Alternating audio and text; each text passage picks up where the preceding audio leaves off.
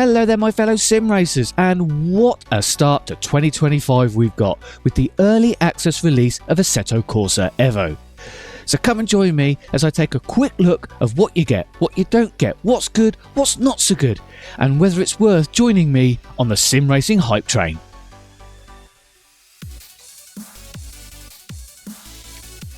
So let's kick things off by remembering that this is an early access title, and as this roadmap provided by Kunos shows, that it's going to be well into 2025, possibly early 2026, before we see the final release of Assetto Corsa EVO.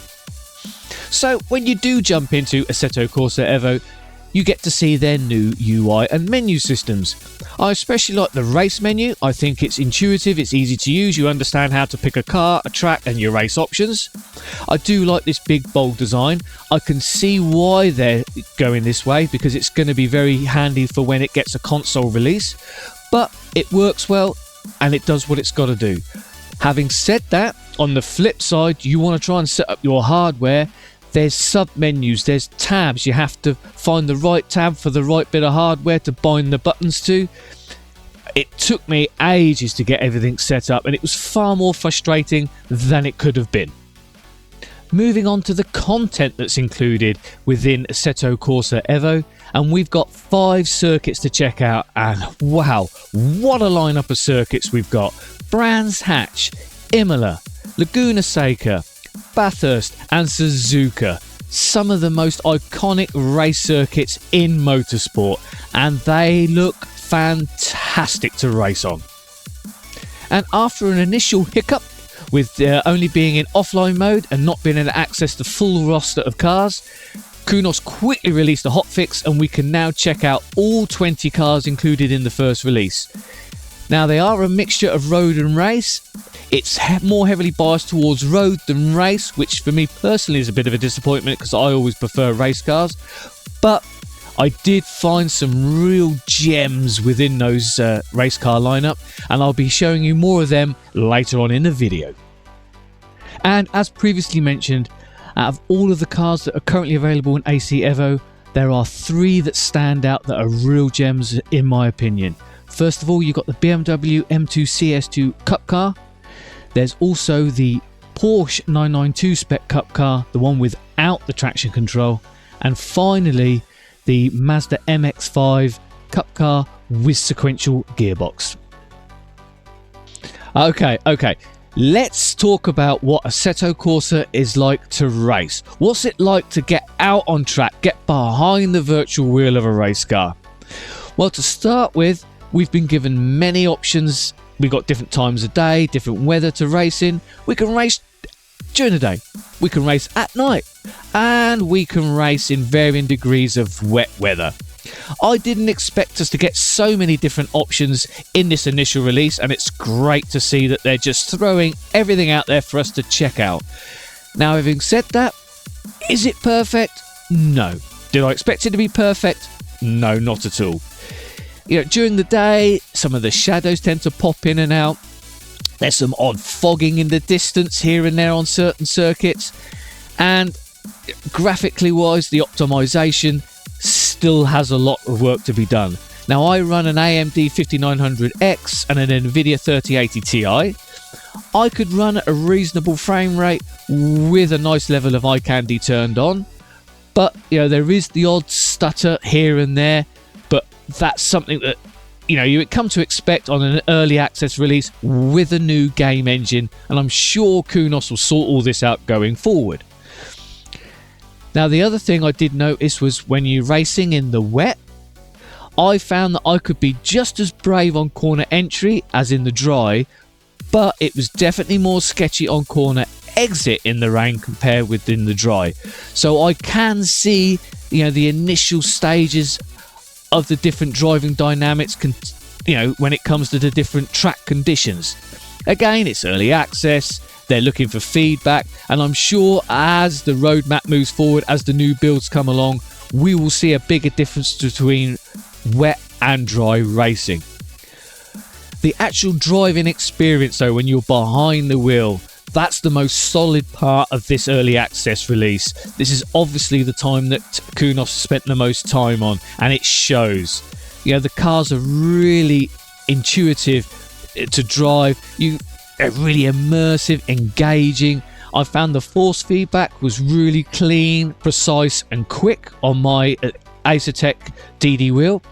You know, there's the odd little thing here and there that you notice. Curbing. You know, visually the curbs don't always line up to the amount of force feedback you get. You know, sometimes it can be a little bit too pronounced, not pronounced enough. So there's, you know, you can see where the base level is and you can see where progression needs to be made. But how the cars react to oversteer, understeer, that's all perfectly portrayed through your wheel, through your force feedback, which really helps with the overall driving experience. Then you've got the sounds. Some of the cars are fantastic. My particular highlight is the BMW M2 CS Cup car. They've not just got the engine note nailed, but you've got the pops, the barbels, the throttle, you know, lift-offs. It's all there, and it's just a really fantastic experience. There's still work to do. Some of the replay sounds are a little bit weak, and there's a little bit of popping and crackling here and there, but you know, they've nailed the sounds when you're actually in the car, which is the most important part to get right. One thing I did find though while driving was that the cars can be a little bit too forgiving at times. You know, it is possible to really go past what you think would be a recoverable slide or, you know, position on the track, and you were able to somehow just bring it back under control, bring it back online and get it back on track again. I really felt there were times when that should have been game over. I should have lost it, should have spun, and I should have ended up in the barrier. Again, it's early access. Perhaps they're still fine-tuning the system between those of us that are at the hardcore end and those at the casual end of the spectrum. And I'm hoping that they're going to find a way to enable both camps to be happy. But it's not unrealistic. You know, it's not an arcade game in any way, shape or form. But I think some of the cars were a little bit too forgiving. But I'm sure with feedback from the community, that can be sorted out, that can be adjusted going forward. As I mentioned before, you can race on your own or you can race against the AI. Now, the AI, a little bit hit and miss. They do get better as the race goes on. Once you get past that initial start and that first lap oddness, you know, where they really do want to get onto the racing line as soon as possible, which makes them a little bit twitchy, and they will dive about a little bit while they try and sort themselves out over the initial lap. But once you get past the first lap and they sort of spaced out a little bit, you can have fun, you can race the AI. Although saying that, you've got to be on your toes, because if you're a little bit slow into a corner, especially on the apex, they will have a tendency to nudge you from behind. They'll just, you know, they will keep on going whether you've got that corner wrong or not. So you do have to be aware of what's in front and behind you if you want to have fun with the AI. But, you know, we all know that all the sim racing titles out there have their quirks with the AI, but they're definitely more pronounced in Assetto Corsa EVO than, you know, they are with other titles out there that have got the benefit of being out for a while now, several patches, updates, fixes to the AI to make them more enjoyable to race. But yeah, it's not perfect, but we've got AI. There's been some early access titles out there. There's some titles out there to this day that still don't have AI. So, you know, hats off to Kunos for throwing it in there, even if they know that it's probably far from perfect. Do you know what? I think that just about wraps up my first thoughts, my first impressions of this early access version of Assetto Corsa EVO.